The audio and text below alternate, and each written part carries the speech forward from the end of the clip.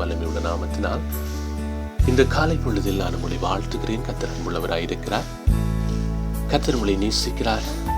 கர்த்தர் உங்களை விட்டு மாறாத தெய்வமாயிருக்கிறார். மனிதர்கள் உங்களை ஏமாற்றலாம், உங்களை புறக்கணிக்கலாம், உங்களை வெறுக்கலாம். கர்த்தர் ஒருபோதும் உங்களை வெறுக்காத தெய்வமாயிருக்கிறார். அவரை பின்பற்றுவீர்களானால், அவரை நேசிப்பீர்களானால் உங்களுடைய வாழ்க்கையில் அநேக மாற்றத்தை நீங்கள் காண முடியும். அப்போஸ்தலனாகிய பவுல் கொரிந்தியருக்கு எழுதுகிறார். 1 கொரிந்தியர் 10வது அதிகாரம் வசனம் 14 இப்படியாய் சொல்லப்படுகிறது. ஆகையால் எனக்கு பிரியமானவர்களே, விக்கிர ஆராதனைக்கு விலகி ஓடுங்கள் என்பதாய் எழுதுகிறார். அன்பான தேவ ஜனமே, இந்த காலை பொழுதிலே உங்களுடைய வாழ்க்கை விக்கிரகங்களை நம்பி நீங்கள் ஏமாற்றப்பட்டவர்களாயிருக்கலாம்.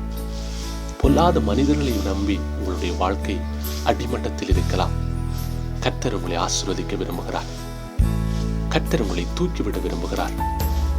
வசனம் 26 பார்க்கும் பொழுது, பூமியும் அது நிறைவும் கர்த்தருடையது என்பதாய் வேதம் பதிவு செய்கிறது. கர்த்தருடைய நிறைவிலிருந்து நாங்கள் கர்த்தரை தேடும் பொழுது அவர் எங்களை நிறைவாய் ஆசீர்வதிக்கிறவராய் இருக்கிறார். இந்த காலை பொழுதிலே வியாதிகளோடும் வேதனைகளோடும் குறைவோடும் உங்களுடைய வாழ்க்கை இருக்குமாயிருந்தால் நீங்கள் கர்த்தரை பின்பற்றும் பொழுது கர்த்தர் உங்களை ஆசீர்வதிப்பார். ஆண்டவராகிய இயேசு கிறிஸ்து இந்த காலை பொழுதிலே உங்களை ஆசீர்வதித்து இந்த நாளில் உங்களை பாதுகாப்பாராக. God bless you.